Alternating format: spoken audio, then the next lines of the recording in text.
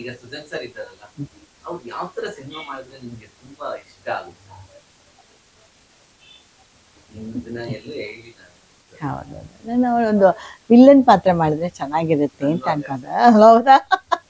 ನೋಡಿದ್ರೆ ವಿಲನ್ ಥರ ಮಾಡಿದ್ರೆ ಮಾಡಿಸ್ಬೇಕು. ಅದೇ ಹೇಳ್ತೀನಲ್ಲ, ಡೈರೆಕ್ಟ್ರ್ ಬೇಕು, ಪ್ರೊಡ್ಯೂಸರ್ ಬೇಕು. ಇವಾಗ ನಮ್ಮ ಲೋಕೇಶ್ ಪ್ರೊಡಕ್ಷನಲ್ಲೇ ಮಾಡ್ಬೋದು, ಮಾಡಿಸ್ಬೋದು ಅಂತಂದ್ರೂ ಒಳ್ಳೆ ಡೈರೆಕ್ಷನ್ ಬೇಕು. ಆ ಡೈರೆಕ್ಟ್ರ್ ಸಿಕ್ಕಾಗನೇ ಆ ಒಂದು ಮೂರ್ತಿನ ಕೆತ್ತೋದು ಅಂತಾರಲ್ಲ, ಆ ಡೈರೆಕ್ಟ್ರುಗಳಿಗೇ ನಾನು ನಮ್ಮನ ಹೇಳೋದು. ಯಾವುದ್ಯಾವುದೇ ಯಾರಾದರೂ ಡೈರೆಕ್ಟ್ರ್ ಆಗಲಿ ಇಲ್ದಿರಿ ಹೇಗೆ ನಾವು ಒಂದು ಪಾತ್ರ ಆಗೋಕ್ಕೆ ಸಾಧ್ಯ ಅಲ್ವಾ? ಅಲ್ವಾ?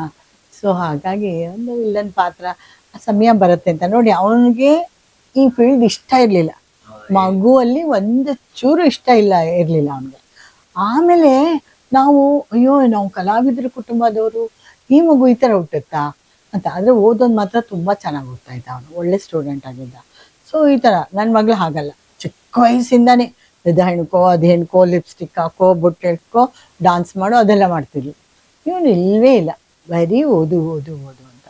ಹಾಗಿದ್ದವನು ತಕ್ಷಣ ಬದಲಾಗಿ ಆ ಒಂದು ಪ್ರತಿಭೆ ಅವನಲ್ಲಿರೋ ಏನು ಪ್ರತಿಭೆ ಇದೆ, ಅದೂ ಆ ಸರಸ್ವತಿ ಕೊಟ್ಟಂಥ ಪ್ರತಿಭೆ ಅಲ್ವಾ.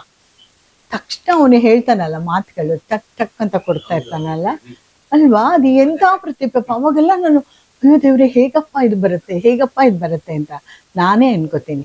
ಸೊ ಹಾಗಾಗಿ ಅವನು ಈಗಾಗಲೇ ಅವ್ರ ತಾತ ಅವ್ರ ತಂದೆ ಹೆಸರು ಎಲ್ಲನೂ ಉಳಿಸ್ಬಿಟ್ಟಿದ್ದಾನೆ ಅವನು ಅಲ್ವಾ.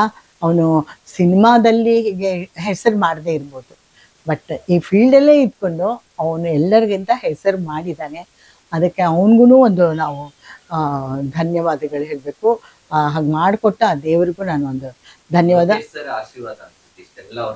ಹೌದು, ಅವನಿಗೆ ಲೋಕೇಶ್ ಅವ್ರಿಗೆ ಗೊತ್ತೇ ಇಲ್ಲ, ಆದರೆ ಅವ್ರಿಗೊಂದು ನಂಬಿಕೆ ಇತ್ತು, ನನ್ನ ಮಗ ಏನೋ ಮಾಡ್ತಾನೆ, ಏನೋ ಸಾಧನೆ ಮಾಡ್ತಾನೆ. ನಾನು ಬೈತಾ ಇದ್ದೆ, ಅಯ್ಯೋ ನಿಮ್ಮ ಮಕ್ಕಳನ್ನ ವಹಿಸ್ಕೊಂಡು ಎಷ್ಟು ಇದು ಮಾಡ್ತೀರಾ ನೀವು ಅಂತ.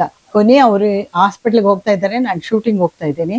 ಅವಾಗಲೂ ಅಷ್ಟೇ ಬಂದ, ಅದೇನೋ ಇದು ಕರೆಂಟ್ ಬಿಲ್ ಕಟ್ಟಿರಲಿಲ್ಲ ಅಂತ. ನಾನು ನೋಡಿ ನಿಮ್ಮ ಮಗನಿಗೆ ಏನಾದರೂ ಜವಾಬ್ದಾರಿ ಇದೆಯಾ, ಅದು ಕಟ್ಟಬೇಕು ತಾನೇ ಅಂತ. ನನ್ನ ಮಕ್ಕಳಿಗೆ ಬೈಬೇಡ ನೀನು, ನಿಂಗೆ ಗೊತ್ತಿಲ್ಲ ನಿಂಗೆ ಅವ್ರ ಬಗ್ಗೆ, ಅವ್ರೇನೋ ಆಗ್ತಾರೆ ಕಣೆ, ಅವ್ರೇನೋ ಸಾಧನೆ ಮಾಡ್ತಾರೆ ಅಂತ ಲಾಸ್ಟ್ ಮಾತು ಅವ್ರು ನನ್ನ ಒಟ್ಟಿಗೆ ಮಾತಾಡಿದ್ದು. ಆ ಥರ ಹೇಳಿಬಿಟ್ಟು ಅವರು ಹಾಸ್ಪಿಟ್ಲಿಗೆ ಹೋದರು. ಹಾರ್ಟ್ ಅಟ್ಯಾಕ್ ಆಯಿತು, ನನಗೆ ಗೊತ್ತಿಲ್ಲ, ನಾನು ಶೂಟಿಂಗ್ ಹೊರಟೋಗಿದ್ದೆ. ಸೊ ಆ ಥರ ಸೊ ಆ ಕಲಾದೇವಿ ಅಂತ ಹೇಳೋದು ನಮ್ಮ ಮನೆತನದ ಇದನ್ನು ಜಾಡನ್ನು ಹಾಗೇ ಹಿಡಿಸ್ಕೊಂಡು ಹಾಗೇ ಮುಂದೆ ಕರ್ಕೊಂಡು ಹೋಗ್ತಾ ಇದ್ದಾಳೆ. ಅಂದರೆ ಆಕೆಗೆ ನಾನು ದೇವರಿದ್ದಾನೆ ಅನ್ನೋದಲ್ಲ, ಏನೋ ಒಂದು ಶಕ್ತಿ ಇದೆ, ಆ ಶಕ್ತಿ ನಮ್ಮನ್ನು ಕಾಪಾಡ್ತಾ ಇದೆ ಅಂತ ನಾನು ನಂಬ್ಕೊಂಡಿರೋ. ಸಿಗ್ಲಿ ಅಲ್ವಾ, ನೋಡೋಣ. ಅದು ಯಾವುದೂ ಆಸೆ ಇಟ್ಕೊಂಡಿಲ್ಲ ರೀ, ಇದೇ ಆಗಬೇಕು ಹೀಗೆ ಬರಬೇಕು. ಅದು ಸಮಾಜಕ್ಕೆ ಒಂದು ಹೆಲ್ಪ್ ಮಾಡೋ ಅಂಥ ನೇಚರ್ ಇರಬೇಕು ಮಕ್ಕಳಿಗೆ, ಯಾವುದೇ ಮಕ್ಕಳಿಗಾಗಲಿ.